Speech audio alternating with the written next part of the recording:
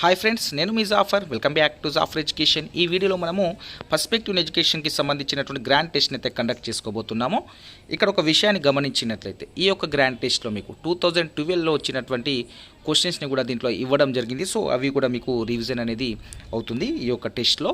Next మీకు అన్ని topics నుండి దాదాపుగా క్వశ్చన్స్ అనేది తీసుకొని టెస్ట్ కండక్ట్ చేయడం అనేది జరుగుతుంది. రెండో విషయాన్ని గమనించినట్లయితే ఈ టెస్ట్ మొత్తం రాస్తే మీకు దాదాపుగా పర్స్పెక్టివ్ ఎడ్యుకేషన్కి సంబంధించి అన్ని టాపిక్స్ కూడా మీకు రివిజన్ అయినట్టు కూడా అవుతుంది. కాబట్టి ప్రతి ఒక్కరు ఈ యొక్క వీడియోని పూర్తిగా చూడండి. మీకు ఈ యొక్క రివిజన్ టైంలో చాలా యూజ్ అవుతుంది, మీకు ఎగ్జామ్లో చాలా ఉపయోగపడుతుంది కూడా. రైట్, ఇక ఇంకో విషయాన్ని గమనించినట్లయితే ఈ యొక్క పీడిఎఫ్ని, దీంట్లో దాదాపుగా చాలా బిట్స్ ఉన్నాయి. ఈ యొక్క పీడిఎఫ్ని కూడా నేను మన యొక్క వాట్సాప్ గ్రూప్లో షేర్ చేస్తాను. రైట్, ఈ యొక్క పీడిఎఫ్ కూడా మన యొక్క వాట్సాప్ గ్రూప్లలో షేర్ చేయబడుతుంది. ఇంకోటి గమనించినట్లయితే లైవ్ చూస్తున్న మిత్రులందరూ ఫస్ట్ మీరు మీ యొక్క సపోర్ట్ని లైక్ ద్వారా అందించండి. మీరు నాకు సపోర్ట్ చేయాలి అనుకుంటే మీరు లైక్ చేయండి. తప్పకుండా వీడియో చూస్తున్న మిత్రులందరూ మీకు మరిన్ని పీడిఎఫ్స్ కావచ్చు, మరిన్ని లైవ్ టెస్టులు కావచ్చు, అదేవిధంగా వీడియోస్ కావచ్చు, క్విక్ రివిజన్ క్లాసెస్ కావచ్చు, అవన్నీ టెక్స్ట్ బుక్లో నుండి నేను మీకు అందించే ప్రయత్నం చేస్తున్నాను. మీకు అందించే నోట్సులు కావచ్చు, అందించే మిగతా పీడిఎఫ్స్ కావచ్చు, ఇంపార్టెంట్కి సంబంధించిన హైలైట్ అంశాలు కావచ్చు, అవన్నీ ఇంకా అందించడానికి మాకు ప్రోత్సాహకంగా ఉంటుంది. కాబట్టి మీరు తప్పకుండా లైక్ చేయండి, అదేవిధంగా మీ మిత్రులకు షేర్ చేయండి. అదేవిధంగా కొత్తగా చూస్తున్న వారైతే తప్పకుండా సబ్స్క్రైబ్ అయితే చేసుకోండి. రైట్, ఇక మనము లైవ్ టెస్ట్లోకి వెళ్దాము. ఇక్కడ చూసుకున్నట్లయితే మొదటి ప్రశ్న చూసుకున్నట్లయితే మిత్రమా, వ్యక్తులోని శారీరక, మానసిక, నైతిక, ఆధ్యాత్మిక శక్తులను వెలికి తీసేదే విద్య అన్నది ఎవరు? సో మీకు తెలిస్తే ఆన్సర్ అయితే చేయండి. ఆప్షన్ 1 చూడండి, Mahatma Gandhi. Option 1. Option 2 Vivekananda. Option 3 అరవిందుడు. Option 4 John Dewey. సో ఇక్కడ మనం డైరెక్ట్గా అయితే వివేకానందుడు అయితే కాదు, ఎందుకంటే వివేకానంద అంటే దైవత్వం అనేది ఖచ్చితంగా నిర్వచనంలో ఉంటుంది. దాన్ని మీరు బండ గుర్తుగా గుర్తుంచుకోండి. ఎందుకంటే 2018 టీఆర్టీలో ఎడ్జిటి వారికి వివేకానందనికి సంబంధించిన నిర్వచనం అడగడం అయితే జరిగింది. రైట్, ఇక ఇక్కడ చూసుకున్నట్లయితే దీంట్లో మనకు వ్యక్తుల్లోని శారీరక, మానసిక, నైతిక, ఆధ్యాత్మిక శక్తులను వెలికి తీసేదే విద్య అన్నది ఎవరు అంటే Mahatma Gandhi. So option 1 is the right answer అవుతుంది. ఇక మనం రెండో ప్రశ్నలోకి వెళ్దాం. ఇక్కడ రెండో ప్రశ్న చూసుకున్నట్లయితే 12 ఏండ్లకు ప్రాథమిక విద్య పూర్తయ్యే విద్యార్థి దశ ఏ విద్యకు సంబంధించింది? సో ఆప్షన్ 1 వేద విద్య. ఆప్షన్ 2 ఇస్లాం విద్య. ఆప్షన్ 3 బౌద్ధ విద్య. ఆప్షన్ 4 జైన విద్య. చూడండి మిత్రమా, నేను క్వశ్చన్ అయిన ఆప్షన్ చదివేలోపు మీ యొక్క ఆన్సర్ని మీరు కామెంట్ చేసే ప్రయత్నం చేయండి. రైట్, ఇక్కడ మనకు 12 ఏళ్లకు ప్రాథమిక విద్య పూర్తయ్యే విద్యార్థి దశ ఏది అంటే బౌద్ధ విద్య. So option 3 is the right answer అవుతుంది. నెక్స్ట్ మనము మూడో ప్రశ్నలోకి వెళ్దాము. మూడో ప్రశ్న చూసుకున్నట్లయితే పాఠశాలలో మత బోధనకు ప్రాధాన్యం ఇవ్వకుండా తటస్థ విధానాన్ని అవలంబించిన వారు ఎవరు? Option 1 Lord Macaulay. Option 2 Hunter commission. Option 3 Charles Grant. Option 4 Charles Wood. మీ యొక్క సమాధానాన్ని కామెంట్ చేయండి. రైట్, మనకు పాఠశాలలు మత బోధనకు ప్రాధాన్యం ఇవ్వలేదు, తటస్థ విధానం అవలంబించిన వారు ఎవరంటే Charles would. So option 4 is the right answer అవుతుంది. నెక్స్ట్ మనము 4వ ప్రశ్నలోకి వెళ్దాము. 4వ ప్రశ్న ఎస్ఎస్సి బోర్డును ఎప్పుడు ఏర్పాటు చేశారు? ఆప్షన్ 1 1971. ఆప్షన్ 2 1953. ఆప్షన్ 3 1956. ఆప్షన్ 4 1981.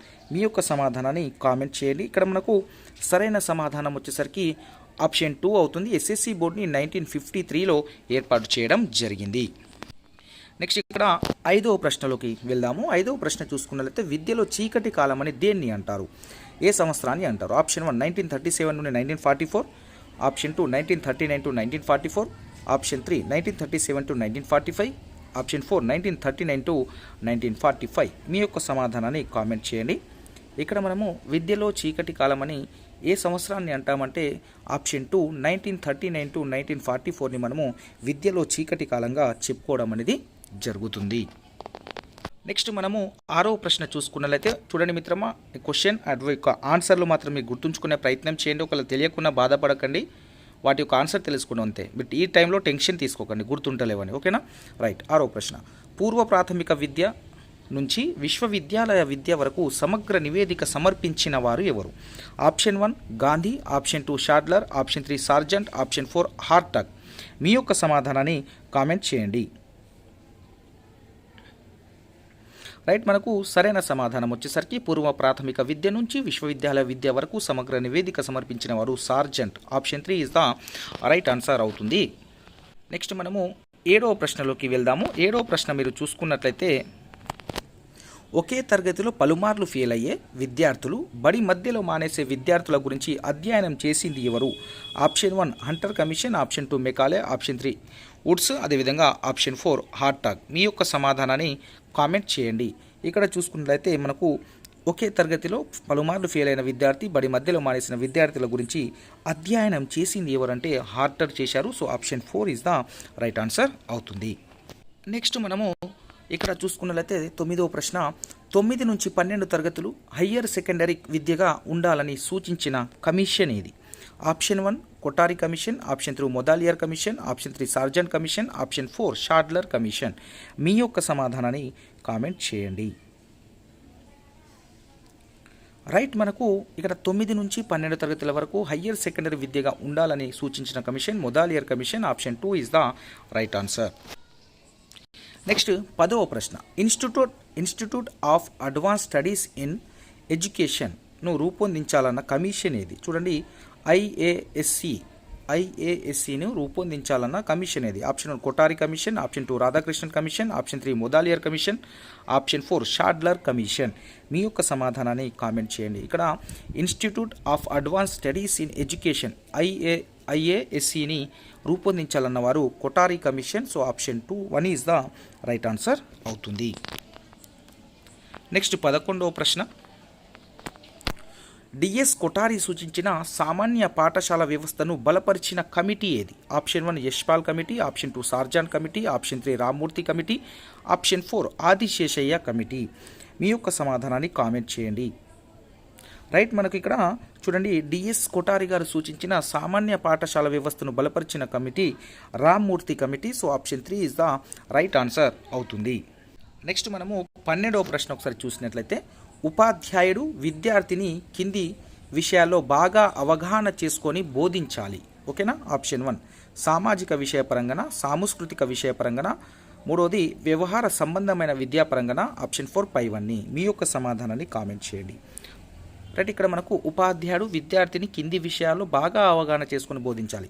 చూసుకుంటే సామాజిక విషయపరంగా అవగాహన చేసుకోవాలి, సాంస్కృతిక విషయంగా పరంగా కూడా అవగాహన చేసుకోవాలి, వ్యవహార సంబంధమైన విద్యాపరంగా కూడా అవగాహన చేసుకొని బోధించాలి. సో ఈ 3 కూడా సరైనవి కాబట్టి option 4 is the right answer అవుతుంది.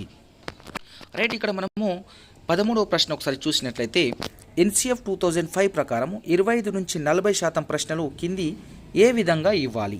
ఆప్షన్ 1 లఘు సమాధాన ప్రశ్నల, ఆప్షన్ 2 వ్యాసరూప ప్రశ్నల, ఆప్షన్ 3 లక్ష్యాత్మక ప్రశ్నల, ఆప్షన్ 4 ఏదీ కాదు. సో మీ యొక్క సమాధానాన్ని కామెంట్ చేయండి. రైట్, మనకి ఇక్కడ సరైన సమాధానం వచ్చేసరికి ఆప్షన్ 1 లఘు సమాధాన ప్రశ్నలు 25 నుంచి 40% వరకు ఇవ్వాలని ఎన్సిఎఫ్ 2005 చెప్పడం అనేది జరిగింది.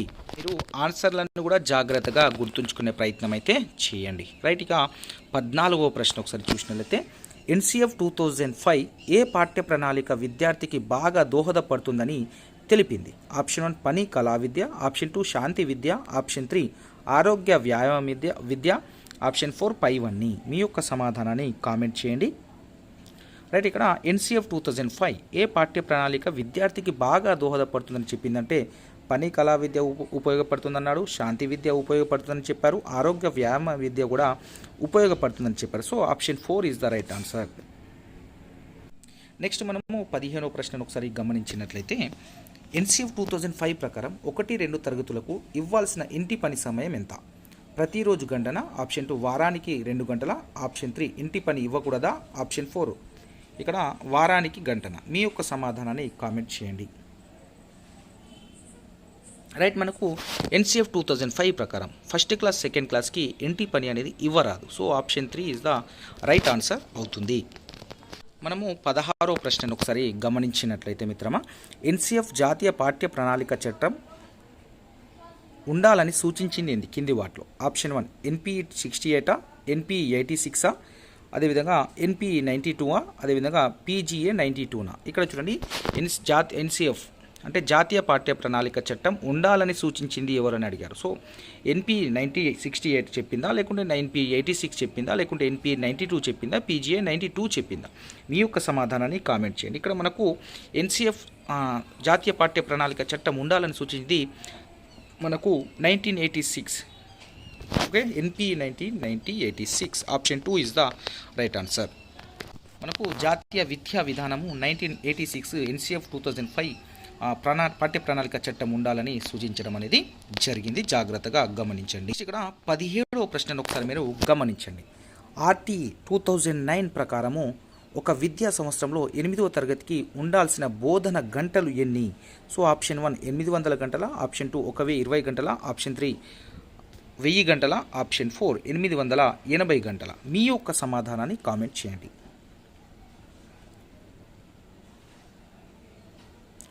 రైట్, ఇక్కడ మనకు సరైన సమాధానం వచ్చేసరికి ఆర్టీ 2009 ప్రకారం ఒక విద్యా సంవత్సరంలో 8వ తరగతికి ఉండాల్సిన బోధన గంటలు 1000. So option 3 is the right answer. 1000 గంటలు అనేది ఉండాలి.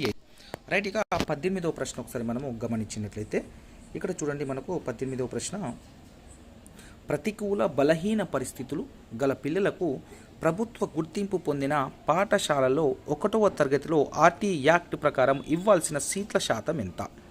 Option 1 25%, option 2 20%, option 3 15%, option 4 10%. So ఇక్కడ ప్రైవేటు పాఠశాలలో అంటే ప్రభుత్వ గుర్తింపు పొందిన ప్రైవేటు పాఠశాలలో ఎంత సీట్లు ఇవ్వాలి అంటే ఆర్టీ 2009 ప్రకారం అని అడుగుతున్నారు.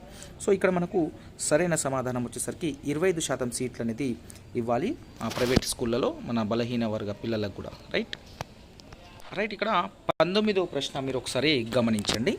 విద్యార్థి వయసుకు తగిన తరగతిలో చేర్చిన తర్వాత తోటి విద్యార్థులకున్న విద్యా సామర్థ్యాలు పొందడానికి ఆర్టీ 2009 ప్రకారం ఉండే అవకాశం ఏంది? ఆప్షన్ 1 చూడండి, బహుళ విధాన శిక్షణ, ఆప్షన్ 2 అదనపు తరగతుల శిక్షణ. ఇక్కడ మనకు క్వశ్చన్ అనేది లెంతీగా ఉంది, జాగ్రత్తగా గమనించండి. ఆప్షన్ 2 అదనపు తరగతుల శిక్షణ, ఆప్షన్ 3 ప్రత్యేక శిక్షణ, ఆప్షన్ 4 వెనుకబడిన శిక్షణ. మీరు జాగ్రత్తగా ఆన్సర్ అయితే చేసే ప్రయత్నం అయితే చేయండి. రైట్, ఇక్కడ ఒక్కసారి గమనించండి మిత్రమా. విద్యార్థికి వయసుకు తగిన తరగతిలో చేర్చిన తర్వాత తోటి విద్యార్థులకున్న విద్యా సామర్థ్యాలు పొందడానికి ఆర్టీ 2009 ప్రకారము ఉండే అవకాశం ఏంటంటే వారికి ప్రత్యేక శిక్షణ అనేది ఇవ్వాల్సి అయితే ఉంటుంది. So option 3 is the right answer అవుతుంది. నెక్స్ట్ మనము 20వ ప్రశ్న ఒకసారి చూసుకున్నట్లయితే 7వ తరగతికి బోధించే ఉపాధ్యాయుడు ఆర్టీ ప్రకారం ఎంతమంది విద్యార్థులకు బోధించవచ్చును? ఆప్షన్ 1 30 విద్యార్థులకు, ఆప్షన్ 2 35, అదేవిధంగా ఆప్షన్ 3 40 స్టూడెంట్స్కి, ఆప్షన్ 4 45 స్టూడెంట్స్కి. మీ యొక్క సమాధానాన్ని కామెంట్ చేయండి. రైట్, ఇక్కడ మనము చూసుకున్నట్లయితే 7వ తరగతికి బోధించే ఉపాధ్యాయుడు ఆర్టీ ప్రకారము 35 అంటే 35 విద్యార్థులకైతే బోధించవచ్చు. So option 2 is the right answer అవుతుంది. 1:35. Okay, right. నెక్స్ట్ మనము 21 అయింది. So option 2 is the right answer అవుతుంది. జాగ్రత్తగా గుర్తుంచుకునే ప్రయత్నం చేయండి. 6వ ప్రశ్నను ఒకసారి గమనించినట్లయితే 26వ ప్రశ్న ఒకసారి గమనించినట్లయితే బాల బాలికలకు లింగ భేదం ఆధారంగా విద్య అందించడంలో వివక్ష చూపరాదని సూచించే ఆర్టికల్ ఏది? ఆప్షన్ 1 15 3 ఆర్టికల్, ఆప్షన్ 2 46, అదేవిధంగా ఆప్షన్ 3 ఏమో 30 and 2 ఆర్టికల్, అదేవిధంగా ఆప్షన్ 4 15/1 ఆర్టికల్. మీ యొక్క సమాధానాన్ని కామెంట్ అయితే చేయండి. మీకైతే కనిపిస్తుంది కదా, మీ యొక్క సరైన సమాధానాన్ని కామెంట్ చేయండి. రైట్ మిత్రమా, ఇక్కడ మనకు బాల బాలికలకు లింగ భేదం ఆధారంగా విద్య అందించడంలో వివక్ష చూపరాదని సూచించే ఆర్టికల్ మనకు ఆర్టికల్ 15/1 ఆర్టికల్ అనేది మనకు సూచిస్తుంది. So option 4 is the right answer అవుతుంది. సో మిత్రమా, మిగతా ఆర్టికల్స్కి సంబంధించినటువంటి ఎక్స్ప్లెనేషన్ నేను నెక్స్ట్ క్వశ్చన్లో మీకు ఇస్తాను. మీరు టెన్షన్ ఏం పడకండి, అన్నీ మనము చెప్పే ప్రయత్నం చేద్దాం. రైట్, 27వ ప్రశ్న ఒకసారి మనము గమనించినట్లయితే ఉపాధ్యాయ విద్యకు జాతీయ పాఠ్య ప్రణాళిక చట్టం రూపొందించడం అనేది ఏ ప్రణాళికకు చెందిన ప్రధానమైన చర్యల్లో ఒకటి? ఆప్షన్ 1 9వ పంచవర్ష ప్రణాళిక, ఆప్షన్ 2 10వ పంచవర్ష ప్రణాళిక, ఆప్షన్ 3 11వ పంచవర్ష ప్రణాళిక, ఆప్షన్ 4 12వ పంచవర్ష ప్రణాళిక. మీ యొక్క సమాధానాన్ని కామెంట్ చేయండి.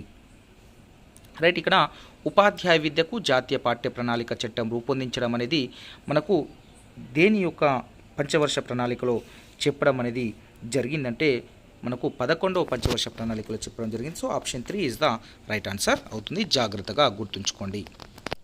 నెక్స్ట్ ఇక్కడ మనకు 28వ ప్రశ్న గమనించినట్లయితే ఉపాధ్యాయ వృత్తి నియమావళిని అభివృద్ధి పరిచింది ఎవరు? ఎన్సీఆర్టీనా, NUEPAనా, లేకుంటే NCTA? మీ యొక్క సమాధానాన్ని కామెంట్ చేయండి. ఆప్షన్ 4 1, 3. మీ యొక్క సమాధానాన్ని కామెంట్ చేయండి.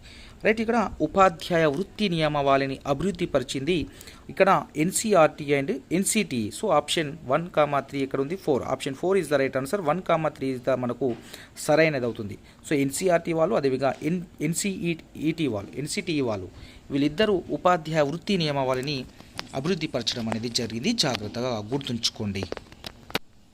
నెక్స్ట్ ఇక్కడ 29వ ప్రశ్న, విద్యను ఉమ్మడి జాబితాలోకి తీసుకువచ్చిన సంవత్సరం ఏది? Option 1 1969, option 2 1979, option 3 1976, option 4 1986. మీ యొక్క సమాధానాన్ని కామెంట్ చేయండి. రైట్, ఇక్కడ విద్యను ఉమ్మడి జాబితాలోకి తీసుకొచ్చిన సంవత్సరం ఆప్షన్ 3 1976. రైట్, నెక్స్ట్ ఇక్కడ 30వ ప్రశ్న, సర్వశిక్ష అభియాన్ను ఏ పంచవర్ష ప్రణాళికలో ప్రవేశపెట్టారు? ఆప్షన్ 1 85వ, లేకుంటే 10వ, లేకుంటే 85 కాదు 8వ పంచవర్ష ప్రణాళిక, అదేవిధంగా 10వ పంచవర్ష ప్రణాళిక, ఆప్షన్ 3 11వ పంచవర్ష ప్రణాళిక, ఆప్షన్ 4 9వ పంచవర్ష ప్రణాళిక.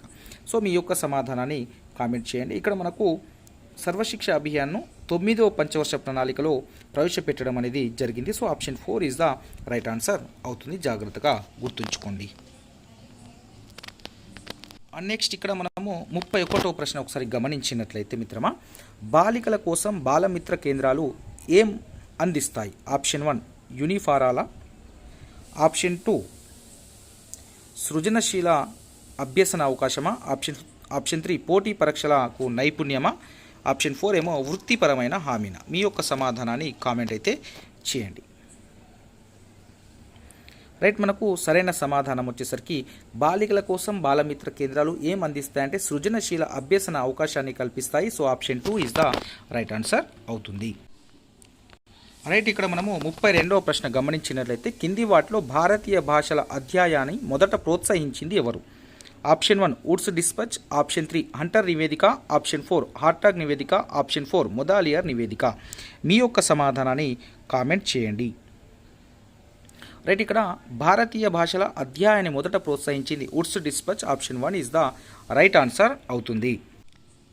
నెక్స్ట్ ఇక్కడ 33వ ప్రశ్న ఒకసారి గమనించినట్లయితే ఆర్టీ 2009 ప్రకారం ఎన్సిఎఫ్ సిసిఈల విధానాలు కింది ఏ సెక్షన్ ద్వారా నిర్దేశించబడ్డాయి? Option 1 section 27, option 2 section 28, option 3 section 29, option 4 section 30. మీ యొక్క సమాధానాన్ని కామెంట్ చేయండి. ఇక్కడ మనకు ఆర్టీ 2009 ప్రకారం ఎన్సిఎఫ్ కావచ్చు, సిసిఈల విధానాలు అనేవి సెక్షన్ 29లో నిర్దేశించబడ్డాయి వాటి గురించి. So section 29 option 3 is the right answer అవుతుంది. జాగ్రత్తగా గుర్తుంచుకోండి. నెక్స్ట్ ఇక్కడ 34వ ప్రశ్న ఒకసారి మనం గమనించినట్లయితే విద్యార్థులకు చూడండి, ఆప్షన్ 34 క్వశ్చన్ చూడండి, ఉపాధ్యాయ సాధికారత చేకూర్చే లాభం ఏంటిది? ఆప్షన్ 1 విద్యార్థులు బోధనలో ఆసక్తి చూపుతారు, ఆప్షన్ 2 విద్యార్థులకు మెరుగ్గా మార్గదర్శనం చేయడము, ఆప్షన్ 2 పాత్ర పోషణ, ఆప్షన్ 4 నిర్ణయాలు తీసుకోవడంలో భాగస్వాములు అవుతారు. సో ఇక్కడ సరైన సమాధానం వచ్చేసరికి మనకు ఏమవుతుందంటే ఉపాధ్యాయులు సాధికారత చేకూర్చే లాభం ఏంటంటే నిర్ణయాలు తీసుకోవడంలో భాగస్వాములు కావడం అనేది జరుగుతుంది. So option 4 is the right answer అవుతుంది. రైట్, ఇక్కడ మనము 35వ ప్రశ్న ఒకసారి చూసినట్లయితే కేవలం ప్రధాన ఉపాధ్యాయులు మాత్రమే కింది ఏ రిజిస్టర్ నమోదు చేసే అధికారం కలిగి ఉంటారు? కేవలం ప్రధాన ఉపాధ్యాయులు మాత్రమే కింది ఏ రిజిస్టరు నమోదు చేసే అధికారం కలిగి ఉంటారు? ఆప్షన్ 1 లాగ్ పుస్తకము, ఆప్షన్ 2 సర్వీస్ పుస్తకము, option 3 stock register, option 4 SMC పుస్తకం. రైట్, ఇక మీ యొక్క సమాధానాన్ని కామెంట్ చేయండి. రైట్, ఇక్కడ ఈ యొక్క ప్రశ్న కరెక్ట్ అయితే లేదు. ఇక్కడ ప్రధాన ఉపాధ్యాయుడు అంటే కాంప్లెక్స్ హెడ్ మాస్టర్ అయితే సర్వీస్ పుస్తకం రాసే అధికారం ఉంటుంది కాంప్లెక్స్ హెడ్ మాస్టర్కి. ఇక్కడ స్కూల్లో హెడ్ మాస్టర్కి అయితే అంటే ప్రైమరీ స్కూల్ కావచ్చు, యూపీఎస్ స్కూల్ కావచ్చు, ఇక్కడ మెన్షన్ చేయలేదు. సో కాంప్లెక్స్ హెడ్ మాస్టర్కి మరియు ఇప్పుడైతే కాంప్లెక్స్ హెడ్ మాస్టర్ ఎవరైతే ఉందో వాళ్ళకి ఈ యొక్క సర్వీస్ పుస్తకం రాసే అధికారం అనేది ఉంటుంది. జాగ్రత్తగా గమనించే ప్రయత్నం అయితే చేయండి. నెక్స్ట్ ఇక్కడ 36వ ప్రశ్న సుస్థిర అభివృద్ధి కోసము ఐక్యరాజ్య సమితి ప్రకటించిన విద్యా దశకం ఏది? Option 1 2002 to 2011, option 2 2004 to 2014, option 3 2000 to 2009, option 4 2010 to 2019. మీ యొక్క సమాధానాన్ని కామెంట్ చేయండి. రైట్, ఇక్కడ మనకు సరైన సమాధానం వచ్చేసరికి ఆప్షన్ 2 అవుతుంది. 2004 to 2014 సుస్థిర అభివృద్ధి కోసం ఐక్యరాజ్య సమితి ప్రకటించిన విద్యా దశకం 2004 to 2014 గుర్తుంచుకునే ప్రయత్నం చేయండి. నెక్స్ట్ ఇక్కడ మనము 37వ ప్రశ్న గమనించినట్లయితే కింది వాటిలో విలువల విద్యకు చెందిన అంశం ఏది? Option 1 manners, option 2 earning money, option 2 mental hygiene, option 4 civics rights. Right, మీ యొక్క సమాధానాన్ని కామెంట్ అయితే చేయండి.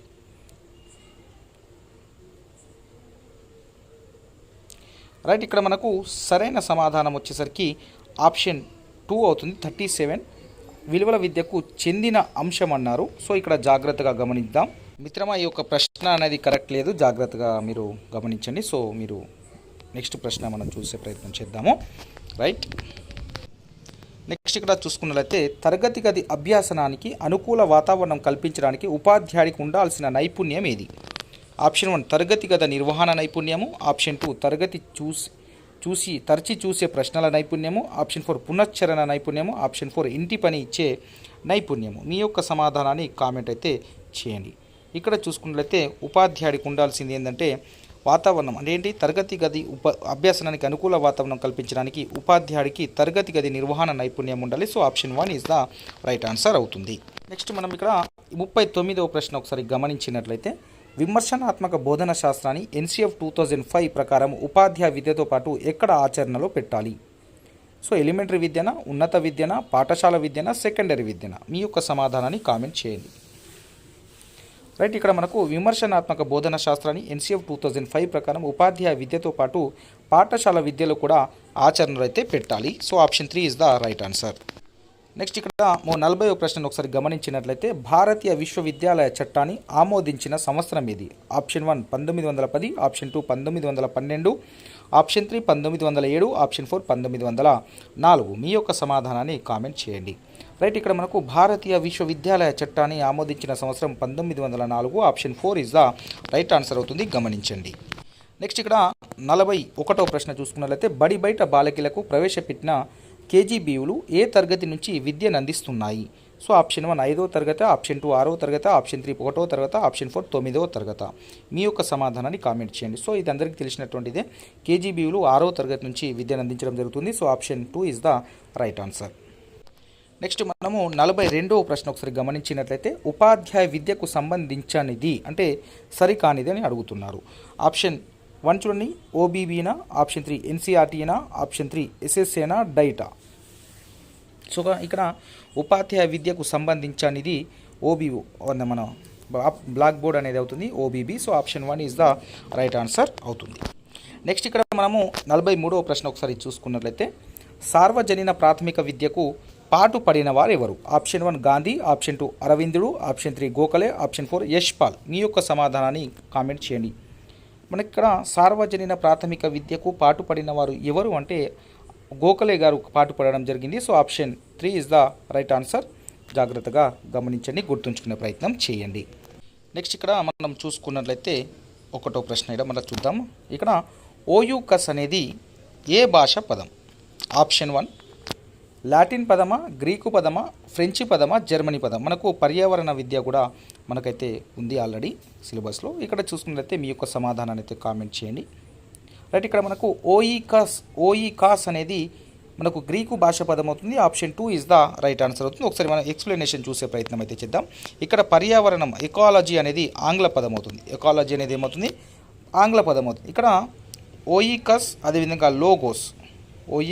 అదేవిధంగా లోగోస్ అనేవి 2 గ్రీకు పదాల నుంచి రావడం అనేది జరిగింది. రైట్, ఇక్కడ చూసుకోండి, ఉద్భవించింది. ఇక్కడ ఓయికస్ అంటే ఇల్లు అని అర్థం, లోగోస్ అంటే తెలియజేసేది అని అర్థం. జాగ్రత్తగా గమనించే ప్రయత్నం చేయండి. ఇక్కడ ఓయికస్ అనేది గ్రీకు పదం అవుతుంది. ఇది ఎకాలజీ అనేది అంటే పర్యావరణం, ఎకాలజీ అనే ఆంగ్ల పదము. ఓయికస్ అదే లోగోస్ అనే 2 గ్రీకు పదాల నుండి వచ్చింది. ఓయికస్ అంటే ఇల్లు అని అర్థము, లోగోస్ అంటే తెలియజేసేది అని అర్థము. జాగ్రత్తగా గుర్తుంచుకోండి. నెక్స్ట్ ప్రశ్న చూసుకున్నట్లయితే ఇక్కడ మిత్రమా, గ్రీన్ హౌస్ ఎఫెక్ట్ అంటే ఏమిటి? ఇది మనకు డిఎస్సి ఎస్ఏ వాళ్ళకి 2012లో రావడం అనేది జరిగింది. ఇక్కడ చూడండి, ఆప్షన్ 1 న్యూక్లియర్ రేడియేషనా, ఆప్షన్ 2 రసాయన రేడియేషనా, ఆప్షన్ 3 థర్మల్ రేడియేషనా, ఆప్షన్ 4 వార్మింగ్ రేడియేషనా? మీ యొక్క సమాధానాన్ని కామెంట్ చేయండి. ఇది 2012 డిఎస్సి ఎస్ఏ స్కూల్ అసిస్టెంట్ వాళ్ళకి ఈ యొక్క ప్రశ్న రావడం అనేది జరిగింది. ఇక్కడ చూసుకున్నట్లయితే మనకు సరైన సమాధానము ఆప్షన్ 3 అవుతుంది, thermal radiation. So green house effect అంటే థర్మల్ రేడియేషన్ ద్వారా మనకు గ్రీన్ హౌస్ ఎఫెక్ట్ అనేది ఏర్పడుతుంది అనేది ఇక్కడ దీని యొక్క సమాధానం అవుతుంది. So option 3 is the right answer. ఇక్కడ ఒకసారి గమనించినట్లయితే మనము కార్బన్ డైఆక్సైడ్, మిథేన్ వంటి వాయువులు వాతావరణంలో ఉద్గారం చెంది భూమిని వేడిగా చేసి ఉంచే దృగ్విషయాన్ని మనం గ్రీన్ హౌస్ ఎఫెక్ట్ అంటాము. దీనివల్ల థర్మల్ రేడియేషన్ అనేది జనిస్తుంది. సో ఇక్కడ థర్మల్ రేడియేషన్ అనేది గ్రీన్ హౌస్ ఎఫెక్ట్ ద్వారా అంటే ఉద్భవించడం అనేది జరుగుతుంది. కాబట్టి మనకు థర్మల్ రేడియేషన్ అనేది ఆప్షన్లో సరైన సమాధానం అవుతుంది. జాగ్రత్తగా గమనించండి. నెక్స్ట్ మనము ప్రశ్న చూసుకున్నట్లయితే ఇక్కడ అడవుల్లోని చెట్లను విపరీతంగా నరికివేయడం వల్ల గ్రీన్ హౌస్ వాయువులు వెలువడి భూ సముద్ర ఉష్ణోగ్రతలు సాధారణ స్థాయి కంటే పెరగటమే. ఆప్షన్ 1 ఓజోన్ వార్మింగా, ఆప్షన్ 2 గ్లోబల్ వార్మింగా, ఆప్షన్ 3 ఆమ్ల వర్షమా, ఆప్షన్ 4 రసాయన వార్మింగా. మీ యొక్క సమాధానాన్ని కామెంట్ చేయండి. సో ఇక్కడ చూసుకున్నట్లయితే మనకు ఏం ఏర్పడుతుందంటే గ్లోబల్ వార్మింగ్ అనేది ఏర్పడుతుంది. Option 2 is the right answer అవుతుంది. జాగ్రత్తగా గమనించండి. ఒకసారి చూసుకున్నట్లయితే దీని ఎక్స్ప్లెనేషన్. గ్లోబల్ వార్మింగ్ అంటే భూ ఉష్ణోగ్రత, సముద్ర ఉష్ణోగ్రతలు పెరిగి కరువు కాటకాలు సంభవించడము, సముద్ర నీటి మట్టాలు పెరిగి అధిక వరదలు, వర్షపాతం అనేది సంభవించడం జరుగుతుంది. జాగ్రత్తగా గమనించండి. నెక్స్ట్ ప్రశ్న ఇక్కడ మనము చూసుకున్నట్లయితే ఎన్ఈపిసి అంటే national council of environment planning coordination రూపొందిన సంవత్సరం ఏది అని అడుగుతున్నారు. Option 1 1980, option 2 1962, option 3 1982, option 4 1972. మీ యొక్క సమాధానాన్ని కామెంట్ చేయండి. రైట్, ఎన్ఈపిసి ఏర్పడిన సంవత్సరం ఏదంటే 1972. Option 4 is the right answer. Next ఇక్కడ మనము 5వ ప్రశ్న ఒకసారి చూసుకున్నట్లయితే ప్రపంచ పర్యావరణ దినోత్సవం జరిపే రోజు ఇది. Option 1 June 5, option 2 August 5, option 4 July 5, option 4 October 5. మీ యొక్క సమాధానాన్ని కామెంట్ చేయండి. రైట్, ఇక్కడ మనకు ప్రపంచ పర్యావరణ దినోత్సవాన్ని జరిపేది June 5. Option 1 is the right answer అవుతుంది. నెక్స్ట్ ప్రశ్న మనం ఇక్కడ చూసుకున్నట్లయితే ఎకో మార్క్ పథకం ప్రారంభించిన సంవత్సరం ఏది. Option 1 1990, option 2 1991, option 3 1992, option 4 1993. మీ యొక్క సమాధానాన్ని కామెంట్ చేయండి. రైట్, ఇక్కడ మనకు ఎకో మార్క్ పథకం అనేది ప్రారంభించిన సంవత్సరం 1991. Option 2 is the right answer అవుతుంది. జాగ్రత్తగా గుర్తించండి. ఇక్కడ ఒకసారి మీరు చూడండి. ప్రపంచ ఎకాలజీ దినోత్సవం అంటే పర్యావరణ ఎకాలజీ దినోత్సవాన్ని నవంబర్ 1న జరుపుకుంటారు. అదేవిధంగా ప్రపంచ ఓజోన్ పొర సంరక్షణ దినోత్సవాన్ని ఏమో సెప్టెంబర్ 16న జరుపుకుంటాము. అదేవిధంగా ప్రపంచ అటవీ దినోత్సవం ఏమో మనము మార్చి 21న జరుపుకుంటాము. ప్రపంచ నీటి సంరక్షణ దినోత్సవాన్ని ఏమో మార్చి 7న జరుపుకుంటాం. ప్రపంచ పర్యావరణ దినోత్సవాన్ని మనము జూన్ 5న జరుపుకుంటాము. జాగ్రత్తగా గుర్తించండి. అదేవిధంగా ప్రపంచ జనాభా దినోత్సవాన్ని మనము జూలై 11న జరుపుకుంటాం. ప్రపంచ ధరిత్రి దినోత్సవాన్ని ఏప్రిల్ 22. అదేవిధంగా జల సంరక్షణ దినోత్సవాన్ని మనము మార్చి 23న జరుపుకుంటాం. జాగ్రత్తగా గుర్తుంచుకునే ప్రయత్నం చేయండి. నెక్స్ట్ ఎన్ఈపిసి ఏర్పాటు 1972, ఎన్ఈపిసి ఏర్పాటు 1972, తివారీ కమిటీ ఏర్పాటు 1980. అదేవిధంగా ఇక్కడ చూసుకున్నట్లయితే అవర్ కామన్ ఫ్యూచర్ పర్యావరణ అభివృద్ధి అనే భావన మనకు ఎప్పుడు ఏర్పడిందంటే 1987. పర్యావరణ సాంకేతిక పరిజ్ఞానం పెంచే పథకం ఎకో మార్కు 1991. నెక్స్ట్ చూసుకున్నట్లయితే పర్యావరణ పరిరక్షణ చట్టం 1986. జాగ్రత్తగా గుర్తుంచుకునే ప్రయత్నం చేయండి. రైట్, ఇక్కడ నెక్స్ట్ ప్రశ్న చూసుకున్నట్లయితే మనము ధరిత్రి సదస్సు 1992లో ఎక్కడ జరిగింది. ఆప్షన్ 1 రియో డిజనీరోలో, option 2 Stockholm, option 3 Johannesburg, option 4 తెహిరీ. మీ యొక్క సమాధానాన్ని కామెంట్ చేయండి. ఇక్కడ మనకు ధరిత్రి సదస్సు 1992లో ఎక్కడ జరిగింది. మీ యొక్క సమాధానాన్ని కామెంట్ చేయండి. రైట్, ఇక్కడ మనకు ధరిత్రి సదస్సు రియో డిజనైరోలో జరగడం జరిగింది 1992లో. So option 1 is the right answer అవుతుంది.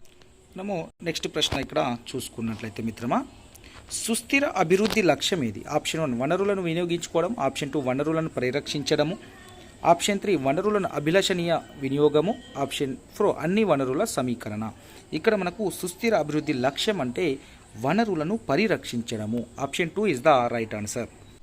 ఇక్కడ మనము నెక్స్ట్ ప్రశ్న చూసుకున్నట్లయితే కేంద్ర సహకారంతో అమలయ్యే పాఠశాల విద్యకు పర్యావరణ సానుకూలత పథకము ఏ విద్యా ఏడాదిలో ప్రారంభమైంది. Option 1 1993-94, option 2 1988-89, option 3 1990-91, option 4 1981-82. మీ యొక్క సమాధానాన్ని కామెంట్ చేయండి. రైట్, ఇక్కడ మనకు సరైన సమాధానం వచ్చేసరికి ఆప్షన్ 1 అవుతుంది 1993-94. నెక్స్ట్ ఇక్కడ చూసుకున్నట్లయితే పాఠశాల పాఠ్య ప్రణాళికలో పర్యావరణ విషయాలకు ఏ విద్యా విధానం ద్వారా సంస్కరణలు వచ్చాయి? Option 1 NPE 1982, option 2 NPE 1968, option 3 NPE 1986, option 4 ఏది కాదు. మీ యొక్క సమాధానాన్ని కామెంట్ చేయండి. రైట్, ఇక్కడ మనకు పాఠశాల పాఠ్య ప్రణాళికలో పర్యావరణ విషయాలకు ఏ విద్యా విధానం ద్వారా సంస్కరణలు వచ్చాయంటే 1986, ఎన్పిఈ 1986 జాగ్రత్తగా గుర్తుంచుకోండి.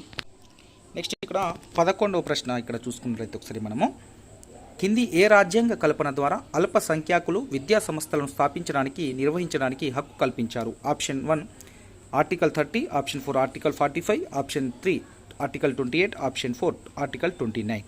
మీ యొక్క సమాధానాన్ని కామెంట్ చేయండి. రైట్, ఇక్కడ చూడండి మనకు అల్పసంఖ్యాకులు విద్యా సంస్థలు స్థాపించుకోవడానికి నిర్వహించడానికి హక్కు కల్పించింది article 30. Option 1 is the right answer అవుతుంది. ఆర్టికల్ 30/1 అని ఉంటుంది. So option 1 is the right answer అనేది అవుతుంది. జాగ్రత్తగా గుర్తుంచుకునే ప్రయత్నం చేయండి. ఇక్కడ చూసుకున్నట్లయితే కొన్ని ఆర్టికల్స్ ఉన్నాయి, గమనించే ప్రయత్నం చేద్దాం మనము. ఆర్టికల్ 15/1 విద్యను అందించడంలో ప్రభుత్వము స్త్రీ పురుష లింగ వివక్ష చూపరాదు. నెక్స్ట్ ఆర్టికల్ 15/3 చూడండి, స్త్రీలకు విద్యా అవకాశాలు కల్పించడానికి ప్రభుత్వం ప్రత్యేక చర్యలు తీసుకోవాలి, గుర్తుంచుకోండి. నెక్స్ట్ ఆర్టికల్ 60/1 స్త్రీ పురుష భేదం లేకుండా ప్రభుత్వ సర్వీసులో ఉద్యోగ అవకాశాలు కల్పించాలి. నెక్స్ట్ ఆర్టికల్ 16(4) ఒకసారి గమనించినట్లయితే ప్రభుత్వ ఉద్యోగాల్లో వెనుకబడిన వారికి రిజర్వేషన్ కల్పించాలని చెప్పేది ఆర్టికల్ 16/4. సో జాగ్రత్తగా గుర్తుంచుకోండి. ఇక మనము నెక్స్ట్ ఇక్కడ చూసుకున్నట్లయితే ఆర్టికల్ 21A ఏమంటుందంటే 6 నుంచి 14 సంవత్సరాల పిల్లలకు ఉచిత విద్య పొందడం ప్రాథమిక హక్కు కల్పించింది ఆర్టికల్ 21A. నెక్స్ట్ ఆర్టికల్ 28 చూద్దాం 28 ప్రభుత్వ విద్యా సంస్థలో మత బోధన జరపరాదని చెప్పేది ఆర్టికల్ 28 చెప్తుంది. నెక్స్ట్ మనము ఆర్టికల్ 29 చూసుకున్నట్లయితే ఇక్కడ 29/1 అల్పసంఖ్యా వర్గం వారికి ప్రత్యేక భాష, లిపి, సంస్కృతి, మతం పరిధి రక్షించాలని చెప్పేది ఆర్టికల్ 29/1. నెక్స్ట్ ఆర్టికల్ 29/2 ఏం చెప్తుందంటే మతం, జాతి, కులం ఆధారంగా ప్రవేశాలు జరపరాదు, విద్యా సంస్థల్లో ప్రవేశం అనేది నిరాకరించరాదు. రైట్, ఆర్టికల్ 30/1 ఏం చెప్తుందంటే అల్పసంఖ్యాకులు విద్యా సంస్థలు స్థాపించడానికి నిర్వహించడానికి హక్కు కల్పించడం అనేది జరిగింది. సో మనకు క్వశ్చన్ కూడా ఇచ్చింది కూడా ఇదే. సో ఇది మీరు ఈ ఆర్టికల్స్ గుర్తుంచుకునే ప్రయత్నం అయితే చేయండి. ఇంకో విషయం మిత్రమా, వీడియో చూస్తున్న మిత్రులందరూ లైక్ అయితే చేయండి. లైవ్ చూస్తున్న మిత్రులందరూ మీకు తప్పకుండా ఈ యొక్క పీడిఎఫ్ మన యొక్క వాట్సాప్ గ్రూప్లో షేర్ చేయకూడా పడుతుంది. ఇక్కడ మనము నెక్స్ట్ ప్రశ్న చూసుకున్నట్లయితే ఎస్సీ ఎస్టీలకు విద్యలో ఆర్థికంగా వృద్ధి చేయడంలో ప్రత్యేక శ్రద్ధ ప్రభుత్వం వహించాలని సూచించే అధికారం ఇది మనకు 2012 డిఎస్సిలో ఎస్ఏ మనకు తెలుగు పండిట్ వాళ్ళకు రావడం అనేది జరిగింది. జాగ్రత్తగా గమనించండి. Option 1 16 article, option 2 15 article, option 3 article 46, option 4 article 21. ఏమన్నా ఎస్సీ ఎస్టీలకు విద్యలో ఆర్థికంగా వృద్ధి చేయడంలో ప్రత్యేక శ్రద్ధ ప్రభుత్వం వహించాలని సూచించే అధికరణ ఏది? రైట్, ఇక్కడ మనకు సరైన సమాధానము ఆప్షన్ 3 అవుతుంది. 46 అధికరణ అనేది ఎస్సీ ఎస్టీలకు విద్యలో ఆర్థికంగా వృద్ధి చేయడంలో ప్రత్యేక శ్రద్ధ ప్రభుత్వం వహించాలని సూచించింది ఆర్టికల్ 46. ఇక్కడ ఒకసారి క్లియర్గా చూసే ప్రయత్నం చేద్దాం. రైట్, ఇక్కడ చూసుకున్నట్లయితే మనము ఆర్టికల్ 45 ఏం చెప్తుంది? 6 నుంచి 14 సంవత్సరాల పిల్లలకు ఉచిత నిర్బంధ ప్రాథమిక విద్యాన్ని అందించాలని చెప్పేది ఆర్టికల్ 45. ఆర్టికల్ 46 ఏం చెప్తుంది? ఎస్సీ ఎస్టీ వెనుకబడిన బలహీన వర్గాల వారికి సామాజిక అన్యాయం జరగకుండా అన్ని రకాల దోపిడీ నుండి రక్షించి విద్యలో ఆర్థికంగా వృద్ధి చేయడంలో ప్రభుత్వం బాధ్యత వహించాలి. మనకు అడిగినటువంటి క్వశ్చన్ కూడా ఇదే article 46. Right, next article 350A ఒకసారి గమనించినట్లయితే ప్రాథమిక విద్యా దశలో మాతృభాషలోనే తప్పక బోధించాలని చెప్తుంది. ఆర్టికల్ 351 ఏం చెప్తుందంటే జాతీయ భాష అయిన హిందీ అధ్యాయాన్ని ప్రోత్సహించాలని ఆర్టికల్ 351 చెప్తుంది. జాగ్రత్తగా గమనించండి. నెక్స్ట్ ప్రశ్న చూసుకున్నట్లయితే ఇక్కడ విద్యకు పెట్టుబడి దేశానికి పెట్టుబడి అని గుర్తించింది ఎవరు? విద్యకు పెట్టుబడి దేశానికి పెట్టుబడిని గుర్తించింది NCF 2005, NPE 1986, NPE 1968, NPE 1992. మీ యొక్క సమాధానాన్ని కామెంట్ చేయండి. రైట్, విద్యకు పెట్టుబడి దేశానికి పెట్టుబడి అన్నది మనకు జాతీయ విద్యా విధానం 1986, NPE 1986. Option 2 is the right answer. ఇక్కడ మనము నెక్స్ట్ ప్రశ్న చూసుకున్నట్లయితే మాతృభాషలోనే బోధన జరపాలని త్రిభాషా సూత్రాన్ని అమలు చేయాలని సూచించిన కమిషన్ ఏది? Option 1 Kothari commission 6466, Hunter commission 1882, Hartog commission 1929, next మనకు మొదాలియర్ కమిషన్ 1952-53. మీ యొక్క సమాధానాన్ని కామెంట్ అయితే చేయండి. రైట్, మనకు సరైన సమాధానం వచ్చేసరికి మనకు తెలిసినటువంటి త్రిభాషా సూత్రం అంటేనే Kothari commission. So option 1 is the right answer. So ఈ యొక్క కమిషన్ యొక్క ఇయర్స్ కూడా ఉన్నాయి పక్కకు, వాటిని కూడా గుర్తుంచుకునే ప్రయత్నం చేయండి. మనకు 18TRTలో ఈ కమిషన్ యొక్క ఇయర్స్ ఇచ్చి క్రొనాలజికల్ ప్రకారం లేదా జతపరచమని అడగడం కూడా జరిగింది. ఇక్కడ నెక్స్ట్ ప్రశ్న మనం చూసుకున్నట్లయితే స్త్రీ విద్యపై ప్రత్యేక శ్రద్ధతో కూడిన వయోజన అక్షరాస్యత సాక్షర భారత్ 2009ని ఏ తేదీన రూపొందించారు? Option 1 March 8, option 2 November 8, option 3 September 8, option 4 October 8. మీ యొక్క సమాధానాన్ని కామెంట్ చేయండి. రైట్, ఇక్కడ స్త్రీ విద్యపై ప్రత్యేక శ్రద్ధతో కూడిన వయోజన అక్షరాస్యత సాక్షర భారత్ 2009ని సెప్టెంబర్ 8వ తేదీన రూపొందించడం జరిగింది. Option 3 is the right answer. ఇక్కడ నెక్స్ట్ ప్రశ్న చూసుకున్నట్లయితే అంతర్జాతీయ విద్యా దినోత్సవం జరిపే రోజు ఏది? Option 1 September 5, option 2 October 2, option 3 September 10, option 4 November 11. Right, ఇక్కడ అంతర్జాతీయ విద్యా దినోత్సవం మనము జరుపుకునే రోజు ఏది అంటే మనకు November 11 is the right answer. So option 4 is the right answer అవుతుంది. రైట్, మనకు అంతర్జాతీయ విద్యా దినోత్సవము నవంబర్ 11న జరుపుకుంటాము. Option 4 is the right answer, జాగ్రత్తగా గుర్తుంచుకోండి. నెక్స్ట్ ప్రశ్న చూసుకున్నట్లయితే ప్రపంచీకరణ విద్యా ప్రక్రియ దేశంలో మొదలైన ఏడాది ఏది అని అడుగుతున్నాం. Option 1 1947, option 2 1991, option 3 1950, option 4 1986. మీ యొక్క సమాధానాన్ని కామెంట్ చేయండి. రైట్, మనకు ప్రపంచీకరణ విద్యా ప్రక్రియ దేశంలో మొదలైన సంవత్సరం 1991. Option 2 is the right answer. మనము నెక్స్ట్ ప్రశ్న చూసుకున్నట్లయితే సరళీకరణ విద్య వల్ల కలిగే లాభం. ఆప్షన్ 1 విద్యలో నాణ్యత పెరుగుతుంది, ఆప్షన్ 2 అందరికీ విద్య అందుబాటులో ఉండడము, వృత్తి సాంకేతిక విద్యను అందించడం, ఆప్షన్ 4 పైవన్నీ. రైట్, ఇక్కడ మనకు సరైన సమాధానం ఆప్షన్ 4 అవుతుంది. ఇవన్నీ సరైనవే. నెక్స్ట్ ప్రశ్న ఇక్కడ మనం చూసుకున్నట్లయితే వయోజనులకు అందించే విద్య అభ్యసన విధానం ఏది? ఆండ్రాగోజీ, ఆప్షన్ 2 ఎడ్యుగోజీ, ఆప్షన్ 4 అడలోగోజీ, ఆప్షన్ 4 నార్సీగోజీ. మీ యొక్క సమాధానాన్ని కామెంట్ చేయండి.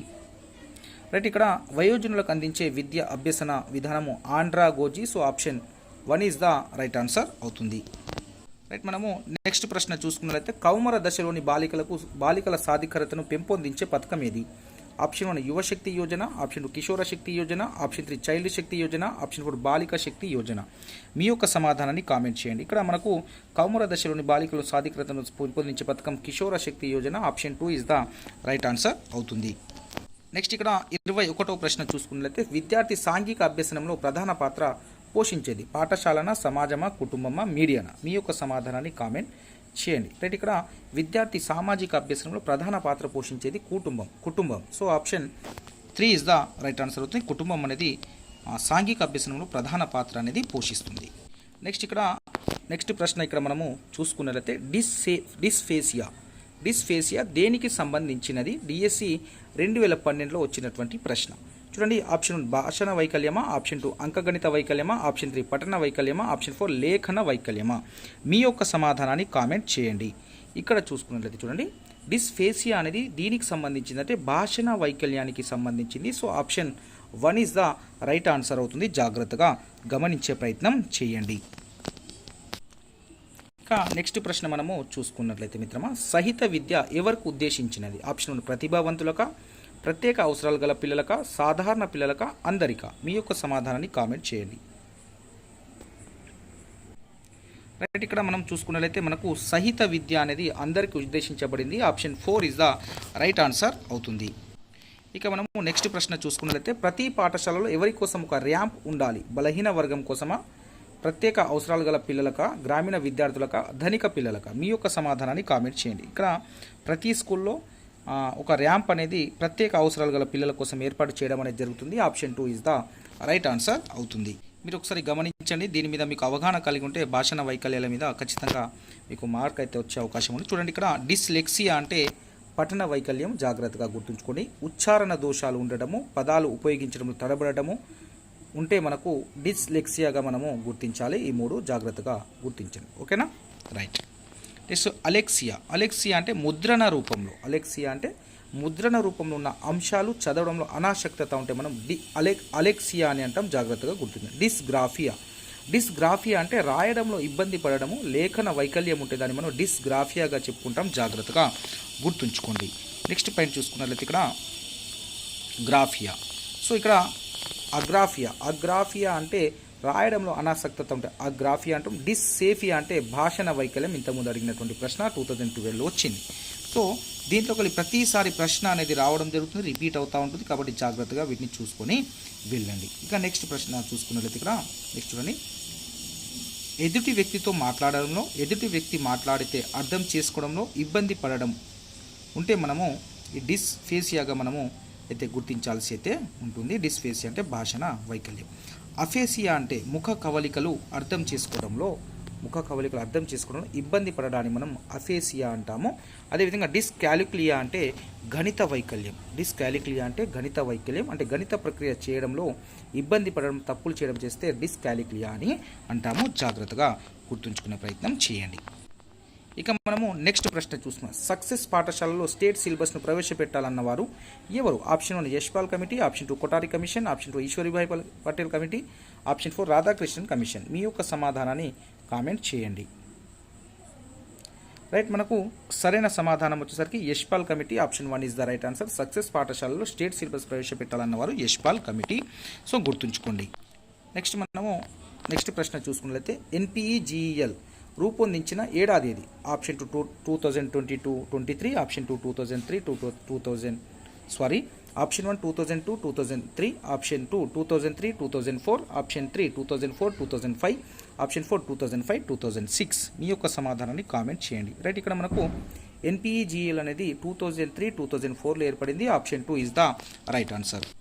ఇక మనము నెక్స్ట్ ప్రశ్న ఒకసారి చూసుకున్నట్లయితే రైట్, ఇక్కడ కేజీబీవీలు కస్తూరిబా గాంధీ బాలికల విద్యాలయ ఏర్పడిన సంవత్సరం ఏది?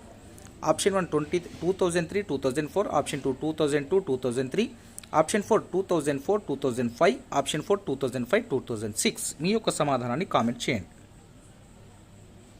రైట్, కేజీబీయూలు అనేటివి 2004-2005లో ఏర్పడ్డాయి. Option 3 is the right answer అవుతాయి. నెక్స్ట్ ఇక్కడ చూసుకున్నట్లయితే మధ్యాహ్న భోజన పథకము కేంద్ర ప్రభుత్వం ప్రవేశపెట్టిన సంవత్సరం ఏది? So option 1 1995, option 2 1986, option 3 2003, option 4 2006.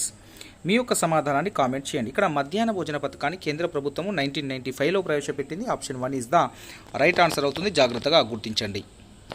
జాగ్రత్తగా గుర్తుంచుకునే ప్రయత్నం కూడా చేయండి. నెక్స్ట్ ప్రశ్న ఇక్కడ చూసుకున్నట్లయితే ఎన్పిజిఎల్ ప్రధాన లక్ష్యం ఏంది? బాలికల మధ్య వ్యత్యాసం తగ్గించడం, ఆప్షన్ 2 బాలికల్లో జీవన నైపుణ్యాలు మెరుగుపరచడము, ఆప్షన్ 3 బాలికల్లో వృత్తి నైపుణ్యాలు పెంపొందించి పాఠశాల నిలుపుదల అయ్యేటట్లు చూడడము, ఆప్షన్ 4 పైవన్నీ. సో ఇక్కడ మనకు సరైన సమాధానం చూసుకున్నట్లయితే అన్ని సరైనవి లాగానే కనిపిస్తున్నాయి. So option 4 is the right answer అవుతుంది. ఎన్పిజిఎల్ యొక్క ప్రధాన లక్ష్యాలు ఇవన్నీ జాగ్రత్తగా గుర్తుంచుకునే ప్రయత్నం చేయండి. ఇక్కడ మనము నెక్స్ట్ ప్రశ్న ఒకసారి చూసుకున్నట్లయితే ఆర్ఎంఎస్ఏ రాష్ట్ర మాధ్యమిక శిక్ష అభియాన్ రూపొందిన ఏడాది? Option 1 2008-2009, option 2 2009-2010, option 3 2010-2011, option 4 2011-2012. మీ యొక్క సమాధానాన్ని కామెంట్ చేయండి. రైట్, ఇక్కడ మనకు సరైన సమాధానం వచ్చేసరికి ఆర్ఎంఎస్ఏ అనేది 2008-2009లో ఏర్పడింది. So option 1 is the right answer అవుతుంది. జాగ్రత్తగా గమనించండి. ఇక మనము నెక్స్ట్ ప్రశ్న ఇక్కడ చూసుకున్నట్లయితే భారతీయ విద్యా వ్యవస్థలో మాగ్నా కార్టా వుడ్స్ నివేదిక అన్నవారు ఎవరు? Option 1 HR James, option 2 Macaulay James, option 3 William James, option 4 ఏదీ కాదు. మీ యొక్క సమాధానాన్ని కామెంట్ చేయండి. రైట్, ఇక్కడ మనకు భారతీయ విద్యా వ్యవస్థలో మాగ్నా కార్టా వుడ్స్ నివేదిక అన్నవారు మనకు HR James. Option 1 is the right answer అవుతుంది. జాగ్రత్తగా గుర్తుంచుకునే ప్రయత్నం చేయండి. నెక్స్ట్ ప్రశ్న మనము చూసుకున్నట్లయితే హంటర్ కమిషన్ 1882 ద్వారా భారతీయ విద్యలో వచ్చిన ఫలితం ఏది? స్వదేశీ పాఠశాలల ఏర్పాటు, ఆప్షన్ 1, ఆప్షన్ 2 సామాజిక ఉపయోగ పాఠ్య ప్రణాళిక, ఆప్షన్ 3 ప్రాథమిక పాఠశాలలో బోధన భాషగా మాతృభాష ఉండడం, ఆప్షన్ 4 పైవన్నీ. మీ యొక్క సమాధానాన్ని కామెంట్ చేయండి. అంటే ఇక్కడ హంటర్ కమిషన్ ద్వారా భారతీయ విద్యలో వచ్చిన ఫలితం ఏదంటే option 4 is the right answer అవుతుంది. స్వదేశీ పాఠశాలల ఏర్పాటు జరిగింది, సమాజానికి ఉపయోగపడే పాఠ్య ప్రణాళిక వచ్చింది, ప్రాథమిక పాఠశాలలో బోధన భాషగా మాతృభాష ఉండడం అనేది రావడం జరిగింది. కాబట్టి so option 4 is the right answer అవుతుంది. జాగ్రత్తగా గమనించండి. ఇక నెక్స్ట్ ప్రశ్న మనము చూసుకున్నట్లయితే సాటి మనిషితో హుందాగా కలిసి జీవించడానికి ఆవశ్యకమైన గుణాలను అలవర్చని విద్యే కాదు అన్నది ఎవరు? Option 1 Kothari commission, option 2 Chattopadhyaya commission, 1984, secondary విద్యా కమిషన్ 1952-53, జాతీయ విద్యా విధానం 1986. మీ యొక్క సమాధానాన్ని కామెంట్ చేయండి. సాటి మనిషితో హుందాగా కలిసి జీవించడానికి ఆవశ్యకమైన గుణాలను అలవర్చని విద్యే కాదు అన్నది సెకండరీ విద్యా commission. Option 3 is the right answer అవుతుంది. 1952-53 సెకండరీ విద్యా కమిషన్. జాగ్రత్తగా గుర్తుంచుకునే ప్రయత్నం చేయండి. ఇక్కడ నెక్స్ట్ ప్రశ్న చూసుకున్నట్లయితే బోధన విధానంలో ప్రాజెక్టు పద్ధతికి క్రియా పద్ధతికి ప్రాధాన్యత ఉండాలన్నది ఎవరు? సెకండరీ విద్యా కమిషన్, జాతీయ విద్యా commission 1968, Kothari commission, Hunter commission.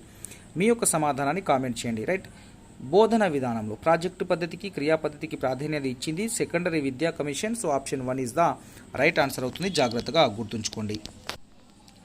Next ప్రశ్న చూసుకున్నట్లయితే ఇక్కడ మొదటి జాతీయ విద్యా విధానం 1968 ఏర్పడడానికి ఆధారమైన కమిషన్ ఏది? Option 2 Sadler commission, option 2 Kothari commission, option 3 Mudaliar commission, option 4 Radhakrishnan commission. Right, ఇక్కడ చూడండి, మొదటి జాతీయ విద్యా విధానం 1968 ఏర్పడడానికి ఆధారమైన commission Kothari commission. Option 2 is the right answer అవుతుంది. జాగ్రత్తగా గమనించండి. ఇక మనము నెక్స్ట్ ప్రశ్న ఒకసారి చూసుకున్నట్లయితే కింది వాటిలో పని విద్యకు ప్రాముఖ్యతనిచ్చిన కొటారి కమిషన్కు ఆధారితం ఏది? ఆప్షన్ 1 హార్టాగ్ వృత స్తబ్దత, ఆప్షన్ 2 గాంధీజీ ప్రాతిపదిక విద్య, నెక్స్ట్ ఆప్షన్ 4 హంటర్ ప్రాథమిక విద్య, ఆప్షన్ 4 మొదాలియర్ సెకండరీ విద్య. సో ఇక్కడ మనకు ఈజీ ఆన్సర్ ఇది. ఇక్కడ కొటారి కమిషన్కు ఆధారితం గాంధీజీ ప్రాతిపదిక విద్య. So option 2 is the right answer అవుతుంది. జాగ్రత్తగా గమనించండి. ఇక నెక్స్ట్ ప్రశ్న చూసుకున్నట్లయితే భారతీయ విద్యలో అధోముఖ వడబోత సిద్ధాంతానికి ప్రాధాన్యత ఇచ్చిన వారు ఎవరు? Option 1 Lord Macaulay, option 2 Charles Wood, option 3 Michael Shandler, option 4 Ebert Wood. మీ యొక్క సమాధానాన్ని కామెంట్ చేయండి. రైట్, ఇక్కడ సరైన సమాధానం వచ్చేసరికి option 1 Lord Macaulay the right answer అవుతుంది. విద్యలో అధోముఖ వడబోత సిద్ధాంతానికి ప్రాధాన్యత ఇచ్చిన వాళ్ళు లార్డ్ మెకాలే. నెక్స్ట్ ఇక్కడ 8వ ప్రశ్న చూసుకున్నట్లయితే బౌద్ధ విద్యలో విద్యార్థి దశ ప్రారంభమయ్యే వయసు ఎంత? Option 1 6 years, option 2 8 years, option 3 10 years, option 4 12 years. మీ యొక్క సమాధానాన్ని కామెంట్ చేయండి. రైట్, ఇక్కడ మనకు బౌద్ధ విద్యలో విద్యార్థి దశ ప్రారంభమయ్యే వయసు ఎంత అంటే 8 years. Option 2 is the right answer అవుతుంది. రైట్, ఇక్కడ నెక్స్ట్ ప్రశ్న చూసుకున్నట్లయితే కింది వాటిలో సరికాని జతను గుర్తించమన్నారు. ఆప్షన్ 1 వేదకాలం సమవర్తనోత్సవము, ఆప్షన్ 2 బౌద్ధకాలం ఉపనయనము, ఆప్షన్ 3 జైన కాలం త్రిరత్నాలు, ఆప్షన్ 4 ఇస్లాం కాలం అనేది 4 ఏండ్ల 4 నెలల 4 రోజులు. రైట్, ఇక్కడ సరికానిది అడిగారు కాబట్టి మనకు option 2 is the right answer అవుతుంది. బౌద్ధ కాలంలో ఉపనయనం అనేది ఉండదు. So option 2 is the wrong answer. మిగతావి మనకు సరైన జతలుగా మనం గుర్తించుకోవచ్చును. రైట్, ఇక్కడ నెక్స్ట్ ప్రశ్న చూసుకున్నట్లయితే భారతదేశ ఆధునిక విద్యా పితామహుడు ఎవరు? Option 1 Charles Wood, option 2 lord Macaulay, option 3 Charles Grant, option 4 lord Ripon.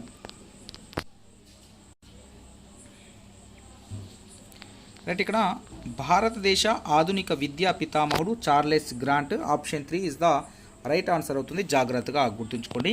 So ఇది మనకు పిఐకి సంబంధించిన గ్రాండ్ టెస్ట్. నెక్స్ట్ క్లాస్లో మీకు మరిన్ని బీట్స్ తోటి మళ్ళీ ఒక గ్రాండ్ టెస్ట్ని మనం పర్స్పెక్టివ్ ఎడ్యుకేషన్కి సంబంధించి అయితే మనము కండక్ట్ చేసుకుందాం. సో దాని తర్వాత దీనికి సంబంధించిన పీడిఎఫ్ కూడా మన యొక్క వాట్సాప్ గ్రూప్లో అయితే షేర్ చేయబడుతుంది. మీరైతే తప్పకుండా మన యొక్క ఛానల్ని సబ్స్క్రైబ్ చేసుకుని మన యొక్క వీడియోస్ని లైక్ చేసి మీ యొక్క మిత్రులకు షేర్ చేయండి. Thank you so much.